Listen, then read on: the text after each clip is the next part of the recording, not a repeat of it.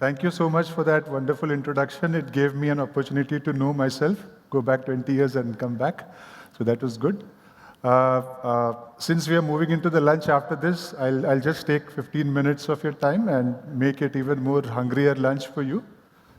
Uh, so from Fracti flows to global market, we've discussed a lot about AI, how it is changing the dynamics of manufacturing in general. And I'll be touching base a little bit more on how things are getting global when you look at manufacturing, when you look at AI, how it can help things go global. India has been on a roller coaster ride for the past few years, and the future is expected to be even more brighter from a manufacturing sector, and this is known to everyone. While we do that, what does that mean? It's not about the primitive manufacturing style technology. It's more about digitizing things. So a lot of the members, the panel members, and the discussions that we had talked about digitizing, automation, AI-driven manufacturing, and things like that. So that's going to be the trend. That is already the trend. Which means that products are made global right from day one. So the moment you think of a product, the moment a company thinks of a product, it thinks to make that product global. So that's how fast and global we are looking at. When we do that, there are quite a few bottlenecks that comes into mind because it's not just the manufacturing output that you're looking at going global with that. So going global is all about connecting with the right audience. Connecting is all about language.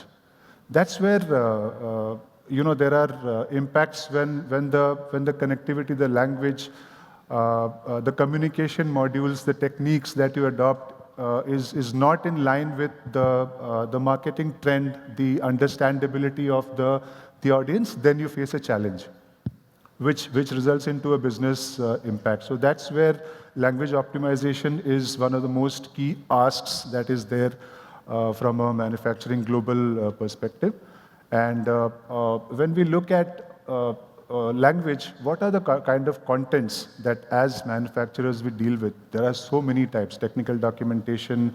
When we interact with your customer, there are customer support platforms that engages with your customers into different languages. There are supplier networks.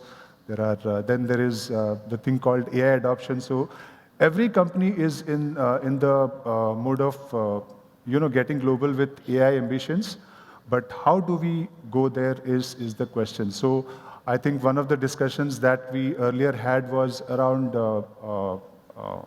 AI adoption. How do we ensure that we have the right AI model or the right technology that we adopt? Is it just that we are into a rat race where every organization is after AI adoption? Is that the case? Or do we need to understand where is it that we require? What is the problem statement? How do we try to fix it? And what is the best mode of, because when from a language perspective, from a content perspective, the way AI deals with is it obviously, provides you a much larger scale, reduces your cost, reduces your timelines. But the question is, there are a lot of LLMs floating around, right? So you would have, but the thing is, LLMs are. You must have heard about this, that nowadays technologies use a lot of LLMs to provide translations, to provide your content localization, your technical document localization, marketing content localization, and all that stuff. But the question is it the right LLM that we are following? Because there could be LLM which is more of a generative LLM kind of an LLM which provides you information. Then there are LLMs which are specific to a particular domain, for example, to a legal domain or to a medical domain or a manufacturing domain. Similarly, there are LLMs that are there for translation domain. When you use the translation domain LLM is when you get the best results for your localization requirements. And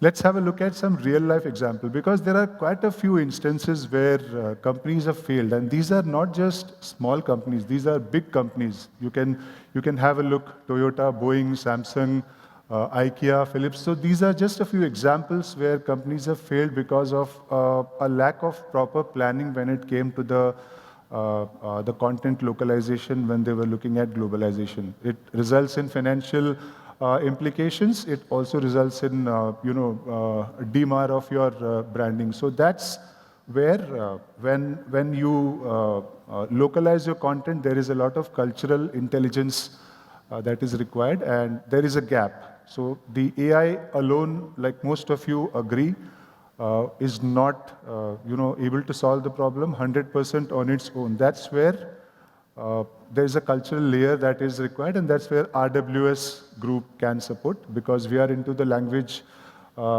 industry, an AI solutions-based company for the past 65 years. So we've been around working with 80% of the top 100 global brands into all forms of localization, content, solutions, technology, and services, and delivering critical value, whether it is AI-based, AI, train the AI, whether it is regulated content, manufacturing content, or any forms of content. We work with a lot of global brands, as you can see, and that's where we bring in value.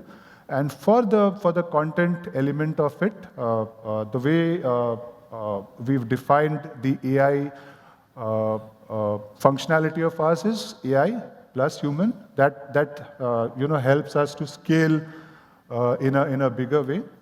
And the ecosystem that we provide is right from the technology to the human expertise and to the orchestration. So everything happens on a platform, and whenever there is a requirement of a human element, that also goes into the workflow that we define. So Language Weaver Pro, that's a multilingual translation technology which is built on the back of a very good LLM. We've partnered with Cohere. So Cohere is, let's have a look at this video.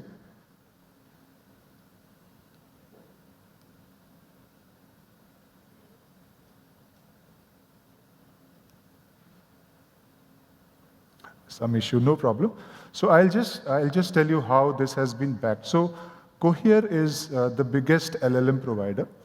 Now, the LLM that Cohere, as we partnered with them and we worked with them for almost a year with the expertise, with the huge repository of translations that we have over the past 65 years, we've partnered with them on their LLMs to fine-tune it in a way that it resonates with your cultural requirement, with your domain expertise requirement, with the expertise of everything built into one platform, so that the output.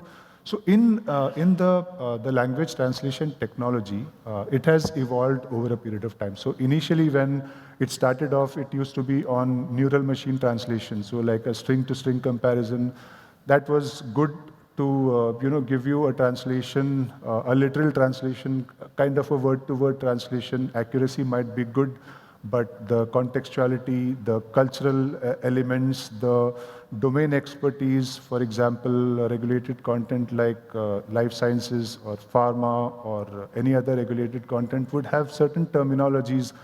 Those were missing. So that's what we tried to build into Language Weaver, because that's what the objective was. So collaborating with a huge LLM was technology.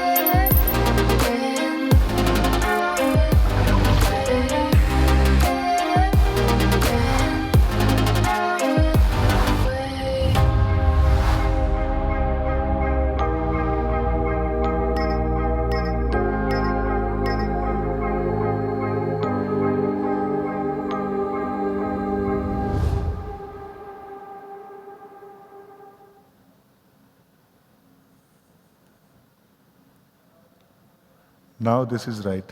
So I've already covered here. So that's how the technology was built, and then it was tested. Obviously, because we wanted to test it out, so it was tested with a lot of other providers, and on all the parameters, Language Weaver Pro was identified to be uh, leagues apart when it came to the quality, whether it is English to other languages or other languages to English translation, whether it is sentence construction, whether it was grammar or contextuality.